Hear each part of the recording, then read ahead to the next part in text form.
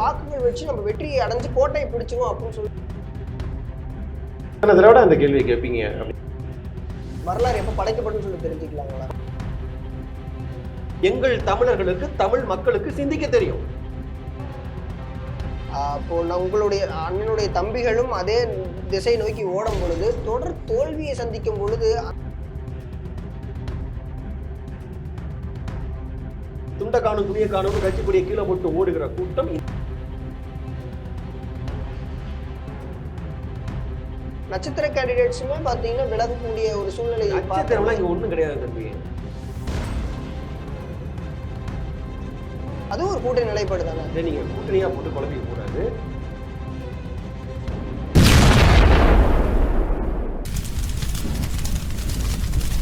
வணக்கம் அண்ணா. வணக்கம். நாம் தமிழர் கட்சியின் கூட்டணி நிலைப்பாடு என்ன? எத்தனை தடவை அந்த கேள்வியை கேட்பீங்க அப்படின்னு தான் எங்களுக்கு தோணுது. ஏன்னா திரும்ப திரும்ப நாங்க சொல்லிட்டு இருக்கோம், நாங்கள் எப்போதும் கூட்டணி அல்ல. நாம் தமிழர் கட்சி ஆரம்பிச்ச 2016 தொட்டு இப்போது வரை தொடர்ச்சியாக ஒருவரோடும் கூட்டணி இல்லைங்கிறத நாங்க திரும்ப திரும்ப சொல்லிட்டு வரோம். ஆனா இந்த ஊடகங்கள் நீங்க நல்லா பாருங்க, ஒரு பிம்பத்தை கட்டமைக்க விரும்புறாங்க. இல்ல நாம் தமிழர் கட்சி அவர்களோடு கூட்டணி, இவர்களோடு கூட்டணி, இந்த தேர்தலில் கூட்டணி வைக்கலன்னா அவ்வளவுதான், கட்சியே முடிஞ்சு போச்சு. தொடர்ச்சியாக வைக்கிறாங்க. எங்களுடைய தாய்ப்புலி அண்ணன் சீமான் அவர்கள் இன்னைக்கு காலையில கொடுத்த நேர்காணல்ல கூட ரொம்ப தெளிவா சொல்லியிருக்கிறாரு, நாங்கள் ஒருபோதும் கூட்டணி இல்லை. அதை தாண்டி 2026 நாங்க கிட்டத்தட்ட ஒரு 30க்கும் மேற்பட்ட வேட்பாளர்களை அண்ணன் சீமான் அறிவித்து விட்டார். 30 தொகுதிகள்ல இன்னும் ஒரு 60 தொகுதிக்கு வேட்பாளர்களை தலைமை அடையாளம் கண்டுடுச்சு. அப்ப அவங்களுக்கு சொல்லி அடுத்த கட்டமா நாங்க வேலையை ஆரம்பிக்க போறோம். இன்னும் தேர்தலுக்கு ஓராண்டு காலம் இருக்கக்கூடிய சூழல்ல இப்பவே நாங்க வேட்பாளரை அறிவிச்சு களத்துல இறங்கி வேலை பார்க்க போற ஒரு கட்சி கிட்ட திரும்ப திரும்ப நீங்க யாரோடு கூட்டணி என்பது இதை போல ஒரு அபத்தமும் ஒரு அயோக்கியத்தனமோ வேற எதுவும் கிடையாது. ஆனா அதாவது நம்ம சொல்ற சரிதாங்கண்ணா, இது தலைமைக்கு சரி. அண்ணன் சீமான் அவர்கள் தனிச்சுதான் கூட்டணி சொல்லிட்டு சொல்றாரு, அது தலைமைக்கு சரி. தொண்டர்கள் மனநிலையை நம்ம கொஞ்சம் யோசிச்சு பார்க்கணுமா இல்லையா? ஏன்னா கூட்டணி இல்லாமல் தொடர்ந்து கூட்டணி அப்படிங்கறதா ஒரு வெற்றியுடைய பலமா இப்ப கரண்ட் சுச்சுவேஷன் இருக்கிற அரசியல் கழகம்லாம் களமெல்லாம் போயிட்டு இருக்கு. இப்போ வெறும் 8% வாக்குகள் வச்சு நம்ம வெற்றி அடைஞ்சு கோட்டையை பிடிச்சிரும் அப்படின்னு சொல்றது வெறும் 8% இதை அவ்வளவு சுலபமா எடை போட முடியாது. ஏன் அப்படின்னா, ஓட்டுக்கு காசு கொடுக்காம, குவார்டர் கொடுக்காம, பிரியாணி கொடுக்காம, எந்தவித அரசியல் பின்புலமோ பாரம்பரியமோ இல்லாம ஒரு சாதாரண எளிய மகனாக சிவகங்கையில் இருந்து தமிழ் இனத்தின் அடையாளமாக கருப்பாக ஒருத்தன் பேசி பேசி பேசியே 36 லட்சம் வாக்குகளை வாங்கி அங்கீகரிக்கப்பட்ட கட்சியாக, ரெகனைஸ்டு பார்ட்டியாக 8.2 விழுக்காடு வாக்குகளை பெறுதுங்கிறது அவ்வளவு சாதாரணமான விடயம் இல்லை. அதனால சுலபமா 8 விழுக்காடு வாக்கு நம்ம கடந்துட முடியாது. ஆனா நீங்க கேட்ட கேள்வியோட பதில் என்ன அப்படின்னா, முதல்ல 2016 போட்டியிடுறப்ப நாம் தமிழர் கட்சியில நிப்பாட்டுறதுக்கு 234 கேண்டிடேட்ஸ் வேட்பாளர்கள் இருக்கிறாங்களான்னு சொல்லி நக்கலாக பேசிய மண் தான் இந்த மண்ணு. இன்னைக்கு பாத்தீங்கன்னா தமிழ்நாடு அரசியலில் வெல்ல போவது யாரு அல்லது வெற்றி வாய்ப்பு யாரு அப்படிங்கிறத தீர்மானிக்கிற இடத்துல கடந்த காலத்துல சீமான் அவர்கள் இருந்திருக்கிறாரு. நாம் தமிழர் கட்சி பங்காட்சி இருக்கிறது. இப்ப நடந்து முடிஞ்ச ஈரோடு கிழக்கு இடைத்தேர்தலில் நாங்கள் இடைத்தேர்தலில் அதிகாரப்பூர்வமாக வாங்கிய வாக்கு நாம் தமிழர் கட்சி 16 விழுக்காடு. அப்ப நீங்க 8 விழுக்காடுங்கிறத சுருக்கக்கூடாது. ஏன்னா அதற்கு அடுத்தபடியாக நாங்க 16 விழுக்காடு வாக்கை ஈரோடு கிழக்குல நிரூபிச்சு காமிச்சிருக்கிறோம். அதனால 26ல வெல்லணும் அப்படின்னா கூட்டணி வைக்கணுங்கிறது கடந்த கால நடைமுறையா கூட இருக்கலாம், கடந்த கால காட்சிகள் அப்படிதான் இருக்கு. ஆனா அது ஒண்ணுதான் வாய்ப்பான்னு கேட்டா இல்ல. தனி பெரும்பான்மையாக எவரோடும் கூட்டணி இல்லாமல் வெற்றி பெற்ற வரலாறு எல்லாம் இந்த மண்ணில் ஏகப்பட்ட வரலாறுகள் இருக்கிறது. அதனால நாம் தமிழர் கட்சி சித்தாந்த ரீதியாக நாங்க தெளிவா இருக்கிறோம், எவரோடும் கூட்டணி வைக்க முடியாது. அண்ணன் சீமான் சொல்வதை போல யாரோட கூட்டணி வைப்பது, திமுகவோட வைக்கலாமா அப்படின்னு கேட்டா, எங்கள் இனத்தை பக்கத்துல தொப்புள் கொடி உறவுகள் வாழக்கூடிய ஈழத்துல கண் முன்பாக நாங்க வாழுகிற சம காலத்துல கொத்து கொத்தாக 1 லட்சம் பேரை கொன்றொழித்த கட்சி இந்த திமுக. அந்த கட்சியோட வெக்கமான சூடு சொரணையை விட்டுட்டு இந்த அதிகாரத்துக்காக, இந்த பதவிக்காக, அற்ப பதவிக்காக போய் திமுகவோட கூட்டணி வைக்க முடியுமா? அதை போல ஒரு அபத்தம் ஏதாவது உண்டா? அதே போல தூத்துக்குடி துப்பாக்கி சூடு, அப்பாவி பிள்ளை ஸ்னோலின் உட்பட வாயில் சுடப்பட்டு 13 உறவுகள் கொல்லப்பட்ட இந்த அதிமுகவோடு, இந்த பாஜக கூட்டணியோடு, மனித குல விரோதின்னு அடையாளப்படுத்தப்பட்டிருக்கின்ற பாஜகவோடு இந்த பதவி சுகத்துக்காக நாங்கள் கூட்டணி வைப்பது சரியாக இருக்குமா? அப்ப எதற்காக கூட்டணி வைப்பது, யாரோடு கூட்டணி வைப்பது? அதனால நாங்கள் தெளிவாக இருக்கிறோம், நாங்க வெல்லுவோம், உறுதியாக வெல்லுவோம். எப்படி நிப்பாட்டுறதுக்கு வேட்பாளர் இருக்கிறான்னு கேட்ட இடத்துல இருந்து இன்னைக்கு அங்கீகரிக்கப்பட்ட கட்சியாக மாறி இருக்கிறோமோ, அதே போல கூட்டணி இல்லாமல் நீங்கள்லாம் வெல்ல முடியுமா அப்படின்னு இது போல எல்லல் பேச்சை எல்லாம் தாண்டி கூட்டணி இல்லாமலும் வெல்ல முடியும். தமிழ்நாட்டுல இது போல அண்ணன் சீமான் அவர்கள் நாம் தமிழர் கட்சி வென்று காட்டியிருக்கிறதுன்னு ஒரு புதிய வரலாறை வந்து நாங்க படைக்க தான் போறோம். அதனால ஒரு 108 தடவை நாங்க திரும்ப திரும்ப சொல்றோம், கூட்டணி இல்லை, கூட்டணி இல்லை, கூட்டணி இல்லவே இல்லை. வரலாறு எப்ப படைக்கப்படும் சொல்லி தெரிஞ்சுக்கலாங்களா? படைக்கப்படும் தம்பி, 26ல படைக்கப்படும்.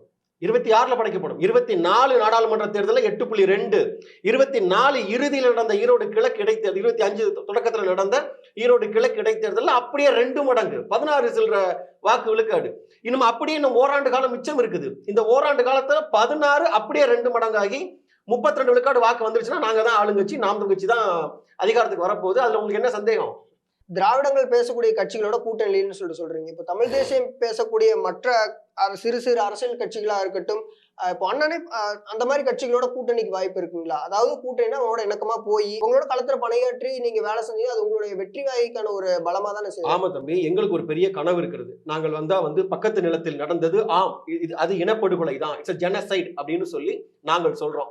அந்த கருத்தை ஏற்றுக்கொண்டு உலகெங்கும் வேர்பரப்பி விழுது விட்டு வாழுகின்ற ஒட்டுமொத்த தமிழ் சமூகத்துக்கும் ஒரே தலைவர் எங்களுடைய தலைவர் மேதகு அவர்கள் தாங்கிறது எங்களுடைய கருத்து, எங்களுடைய தாரக மந்திரமே அதுதான். அதே போல கச்சத்தீவை கொடுத்தது தவறு, அதை திரும்ப வாங்க வேண்டும், இந்த கருத்தை ஏற்றுக்கொண்டு இது போல நாங்கள் வைக்கக்கூடிய அத்தனை முழக்கங்களையும் ஏற்றுக்கொண்டு அண்ணன் சீமான் அவர்களை முதல்வர் வேட்பாளராக ஏற்றுக்கொண்டு எந்த கட்சி வந்தாலும் கட்டாயம் நாம் தமிழ் கட்சி அதை பரிசீலிக்கும். சரிங்கண்ணா. இப்போ அதே மாதிரி நீங்க சொன்ன மாதிரி தமிழ் தேசியத்தை பேசக்கூடிய தமிழ்நாட்டுல அடுத்த பெரிய கட்சியா இருக்க தொண்டர்கள் படையாக இருக்கட்டும், ஒரு மக்கள் மத்திய செல்வாக்க இருக்கக்கூடிய தமிழக வெற்றி கழகத்தோட அண்ணன் இணக்கமாக போறதுக்கான வாய்ப்புகள் இருக்குதா? ஏன்னா நீங்க சொல்லக்கூடிய அந்த கச்சத்தீவு, நீங்க சொல்லக்கூடிய அதே தமிழ் தேசியத்தை அதே நீங்க சொல்லக்கூடிய தமிழ் தேசியத்தை தமிழக வெற்றி கழகம் பேசுறாங்க. கச்சத்தீவு மீட்பு தொடர்பாக தம்பி தமிழ் தேசியமும் திராவிடமும் ஒண்ணுன்னு பேசுறாங்களே, அதுதான் தமிழ் தேசியமா? தமிழ் தேசியம் பேசுறாங்கல்ல, அதுதான் சொல்றேன். போற போக்குல ஊறுகாயமும் தொட்டுக்குவேங்கிற மாதிரி நாங்க தமிழ் தேசியத்தையும் பேசுவோங்கிறதுக்கும் தமிழ் தேசியத்தை தான் பேசுவோம் அப்படின்னு வித்தியாசம் இருக்கு இல்லையா? எங்க இனத்தை கொன்றது திராவிடம், தமிழ் தேசிய ஐடியாலஜிக்கு நேர் எதிராக ஆப்போசிட்டாக நிற்பது திராவிடம். அப்ப திராவிடம் தான் எங்களுடைய எதிரின்னு பேசுகிற தமிழ் தேசியமும் திராவிடம் எப்படி ஒன்னா இருக்க முடியும்? நான் என்ன சொல்றேன், கொலை பண்ணவனும் கொல்லப்பட்டனுடைய பிள்ளையும் 2 பேரும் ஒன்னா நின்று ஒப்பாரில உட்காந்து ஓன்னு ஒப்பாரி வச்சு அழுவோங்கிறது எப்படி சரியாக இருக்க முடியாதோ, அதே போல இந்த மண்ணை முழுவதுமாக கெடுத்த, படிக்க வேண்டிய பிள்ளைகளை எல்லாம் குடிக்க வைத்து கெடுத்த, இந்த மண்ணை நாசகர மண்ணாக மாற்றிய, என் கனிம வளங்களை அள்ளி விற்று கொழுத்து போயிருக்கின்ற இந்த திராவிடமும் தமிழ் தேசியமும் ஒண்ணு என்பதை எங்களால் ஏற்றுக்கொள்ள முடியாது. அண்ணன் விஜய் சொல்வது கிட்டத்தட்ட யார் சொல்றது அப்படின்னா, ஏற்கனவே திமுகவும் திரு ஸ்டாலின் அவர்களும் சொல்றதுதான். ஸ்டாலின் கிட்ட போய் எதுங்க யாருங்க தமிழர், எதுங்க தமிழ் தேசியம்னு கேட்டா திராவிடம் தான் தமிழ் தேசியம், தமிழ் தேசியம் தான் திராவிடம். இது யாருடைய கருத்து? ஸ்டாலினுடைய கருத்து. அதை நாங்க வீரியமா எதிர்க்கிறோம். அதே கருத்தை பேசுகிற திரு விஜய் அவர்களை எப்படி நம்ம உறவா பார்க்க முடியும்? ஆனா அப்போ நிறைய இடத்துல அண்ணன் சீமான் அவர்கள் விஜய் அவர்களுடைய கருத்துக்களை ஆதரிச்சுதான் பேசிட்டு வராங்க. அப்போ அவங்க ஆதரிக்கிறாங்க இல்ல பத்திரிகையாளர்கள் சந்திப்புல கூட விஜய் அவர்கள் இந்த மாதிரி தெரிவிக்கிறாரு அப்படின்னு சொல்லிட்டு சொல்லும்போது கூட அண்ணன் அவர்கள் நம்ம தம்பி தான் அப்படின்னு சொல்லிட்டு அண்ணன் ஆதரிச்சு பேசக்கூடிய, அதாவது ஆதரிச்சுன்னா அவர் கொள்கையை பத்தி பேசல, அவர் விஜய் அவர்களை பற்றி ஒரு நல்ல ஒரு நிலைப்பாடத்தோட இருக்கிறார். அது தம்பி அரசியல் மாண்பு. உதாரணத்துக்கு இப்ப ஊபியில் இருக்கக்கூடிய ஏதோ ஒரு முஸ்லிம் அமைப்பினுடைய ஏதோ ஒரு தலைவர் போட்டோம், அவர் என்ன சொல்லிட்டாரு அப்படின்னா, சமீபத்துல திரு விஜய் அவர்களை இஸ்லாமியர்கள் நீங்க நடத்தக்கூடிய இப்தார் நோன்பு போன்ற இஸ்லாமியர்களுடைய அந்த நம்பிக்கைக்குரிய விழாக்களில விஜயை பயன்படுத்தாதீங்க, அவர் பாஜகவினுடைய கைகூலி திரு விஜய் அவர்கள், அதனால பயன்படுத்தாதீங்கன்னு சொல்லி எங்கேயோ ஊப்பியில் இருந்துகிட்டு ஒரு முஸ்லீம் தலைவர் ஒருத்தர் சொல்லியிருக்கிறாரு. அதை யார் கண்டிச்சாங்களோ இல்லையோ நாங்கள் கண்டித்தோம். அண்ணன் சீமான் கண்டித்தார். ஏன் கண்டித்தார்னா, அது எங்களுடைய ஐடியாலஜி. நாங்கள் தமிழர்கள், உலகத்துக்கே அறிவை கற்றுக் கொடுத்தது உலகத்தின் மூத்த மொழிகள் பிறந்த நாங்கள், எங்கள் தமிழர்களுக்கு, தமிழ் மக்களுக்கு சிந்திக்க தெரியும். யாரை கூப்பிடணும், யாரை கூப்பிடக்கூடாது, எந்த இடத்திற்கு இடம் பொருள் ஏவல்ங்கிற அந்த அடிப்படையில நாங்கள் உலகத்துக்கே கற்றுக் கொடுத்த தமிழ் இனத்திற்கு எங்கேயோ ஊப்பியில் இருக்கக்கூடிய ஒரு முஸ்லீம் தலைவர் பாடம் நடத்த வேண்டிய அவசியம் இல்லை. அதனால தம்பி விஜய் அவர்களை பற்றி அவரை அழைப்பதா வேண்டாமாங்கிறத தமிழ்நாட்டில் இருக்கக்கூடிய தமிழ் இஸ்லாமியர்கள் முடிவு செய்வார்கள். அதை கருத்து சொல்றதுக்கு உங்களுக்கு ரைட்ஸ் இல்லைன்னு சொல்லி நாங்கள் பேசினோம். இது போல சொல்லலாம். இது அரசியல் மாண்பு தம்பி. கொள்கை ரீதியா எதிர்ப்பது வேற. கொள்கை ரீதியா நீங்கள் வைக்கிற கொள்கை சித்தாந்தம் எங்களுக்கு எதிர்ப்புனா எதிர்ப்பு தான். ஆனால் அதுக்காக ஒரு தனிப்பட்ட முறையில எப்ப பார்த்தாலும் கத்தியும் கம்பையும் எடுத்துக்கிட்டு போய் சண்டைக்கு நிற்க வேண்டிய அவசியம் இல்லை. அந்த அடிப்படையில தான் ஒரு விழாவில் திரு அண்ணாமலை அவர்களோட கலந்து கொண்டது என் அன்பு தம்பி இளவல்னு சொன்னது. ஆமா, அவர் தம்பி தானே, தமிழர் தானே. நம்ம வீட்டுல தம்பி அப்பா ஒரு கட்சியில இருக்கிறாரு, எனக்கெல்லாம் 5 தாய் மாமன், ஒவ்வொரு தாய் மாமனும் ஒவ்வொரு கட்சியில இருக்கிறான்.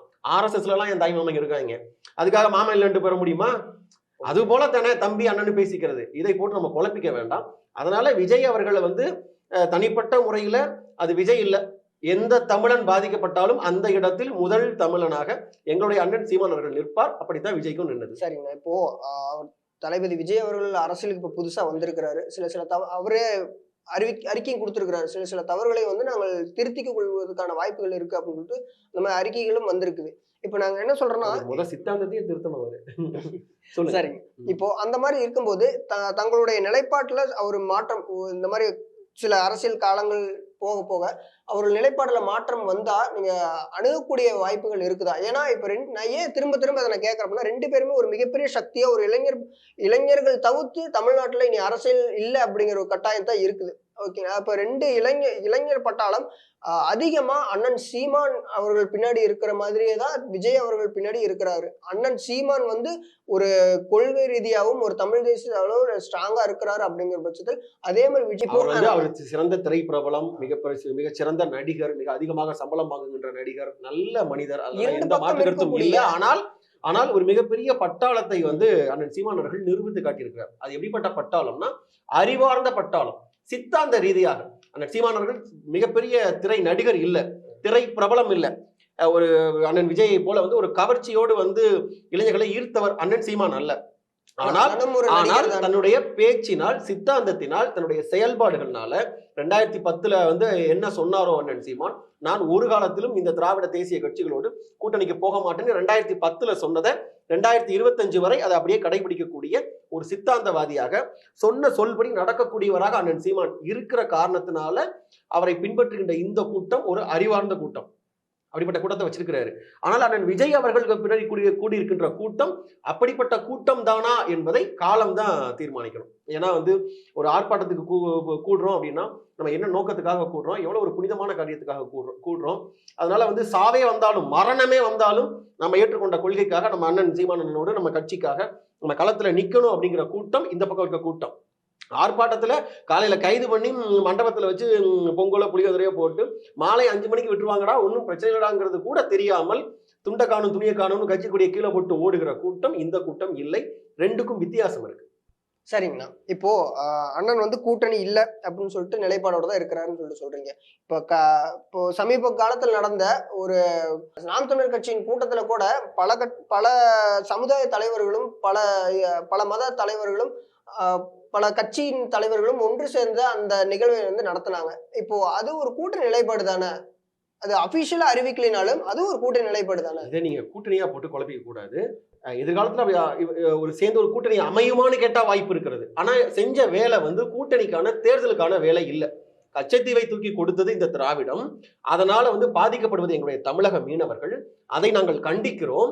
கச்சத்தீவை திரும்ப பெறுவதுதான் தீர்வுன்னு சொல்லி இந்த கருத்தோட ஒத்த கருத்தாக இருக்கக்கூடிய தமிழ் ஆளுமைகள், தமிழ் சமூகத்தில் பிறந்து வேறு வேறு அமைப்புகள், வேறு வேறு இயக்கங்கள் நடத்திட்டு இருக்கக்கூடிய தலைவர்களை எல்லாம் ஒருங்கிணைச்சு ராமேஸ்வரத்துல தங்கச்சி மடத்துல ஒன்றாக நாங்கள் தமிழ் ஆளுமைகள் ஒன்னா நின்று கேட்கிறோம், எங்கள் கச்சத்தீவை திரும்ப பெற வேண்டும் அப்படின்னு கேட்டது வந்து அதற்கும் தேர்தலுக்கும் எந்த சம்பந்தமும் இல்லை.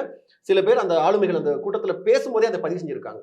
இது வந்து தேர்தலுக்காக கூடிய கூட்டம் அல்ல, நம்முடைய தேவைக்காக இது கூடிய கூட்டம்னு பதிவு செஞ்சிருக்காங்க. அதனால அதை போட்டு நீங்க குழப்பிக்க வேண்டாம். சரிங்கண்ணா. நீங்க சொன்ன மாதிரி மீண்டும் இந்த கேள்வி வருது.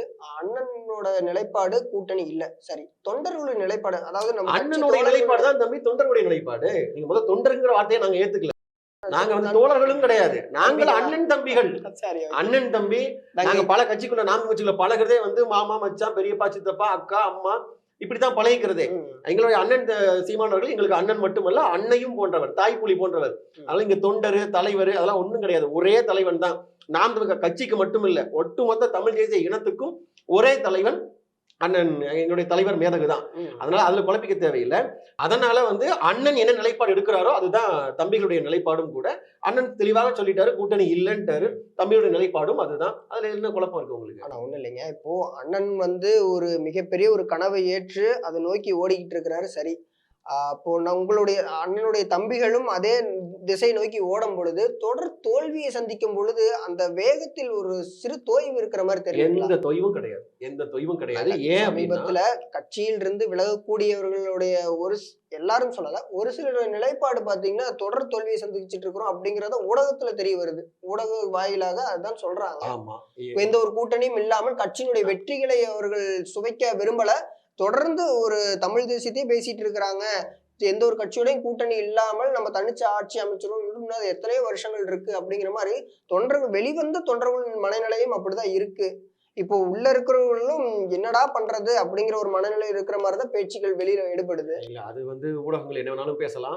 வெற்றிக்காக வந்தவர்கள் விட்டுட்டு போயிட்டாங்க அப்படிதான் சொல்லணும். ஒரு சிலர் வெற்றிக்காக தான் வந்தாங்க. இந்த கட்சிக்கு போனா நமக்கு ஏதாவது ஒரு பதவி கிடைக்கும், எதிர்காலத்துல ஒரு பெரிய கட்சியா நம்ம ஒரு எம்எல்ஏ ஆகலாம், ஒரு எம்பி ஆகலாம், ஒரு உள்ளாட்சி அமைப்புகள்ல பிரதிநிதி ஆகலாம், ஏதாவது 4 காசு பார்க்கலாம் அப்படின்னு நினைத்தவர்களா விட்டுட்டு போயிருக்கலாமே ஒழிய, நாங்கள் வெற்றிக்காக வந்தவர்கள் அல்ல. நம்முடைய இந்த இனத்தின் சிக்கல்களுக்கான தீர்வு, செய்ய வேண்டிய அடிப்படை தேவைகள், அடிப்படை சிக்கல்களுக்கான தீர்வு நோக்கி வந்தவர்கள் நாம் தமிழர் கட்சியில அப்படியே தான் இருக்காங்க. ஆனா ஓகே, இப்போ நீங்க சொல்றது ஒரு கீழ்மட்ட பொறுப்பாளர்கள் நீங்க சொல்றீங்க சரி. ஆனா மேல்மட்ட பொறுப்பாளர் நட்சத்திர அதாவது அரசியல் களத்துல இறங்குனவங்களோ நட்சத்திர கேண்டிடேட்ஸுமே பாத்தீங்கன்னா விலகக்கூடிய ஒரு சூழ்நிலை. நட்சத்திரம்லாம் இங்க ஒண்ணும் கிடையாது தம்பி. நாம் தமிழர் கட்சியில ஒரே நட்சத்திரம் தான். இந்த பாட்டுல வர மாதிரி ஒரே சந்திரன், ஒரே சூரியன், ஒரே நட்சத்திரம்ங்கிற மாதிரி ஒரே நட்சத்திரம் கட்சிக்குள்ள எங்களுடைய அண்ணன் சீமான் தான் ஒரே நட்சத்திரம். ஆமா ஆமா, அரசியல் சூப்பர் ஸ்டார் அண்ணன் சீமான் மட்டும்தான் ஒரே நட்சத்திரம் தான். அந்த நட்சத்திரத்தினுடைய வெளிச்சத்துல பிம்பமாகி அந்த அந்த வெளிச்சத்தை உள்வாங்கி பிரதிபலிக்கிற சின்ன சின்ன துணை கோள்களா வேணுமானா யாராவது இருந்திருக்கலாம். அப்படி போனதுனால இப்ப என்ன இழப்பு வந்துச்சு சொல்லுங்க?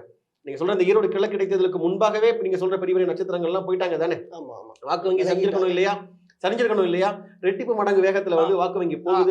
வாக்கு வங்கிகளை பத்தி நான் இப்ப பேசல. வாக்கு வங்கிகளோட சதவீதத்தை நானும் பார்த்துட்டு தான் இருக்கிறேன். அண்ணனுடைய முதல் தேர்தல்ல இருந்து தற்போது சந்திச்ச 2025 தேர்தல் வரை வாக்கு வங்கிகள் சரிவடையல. இது அண்ணனுடைய அண்ணன் அவர்களுக்காக விலகக்கூடிய அந்த வாக்குங்கிறது தமிழகம் முழுவதும் தெரியும்.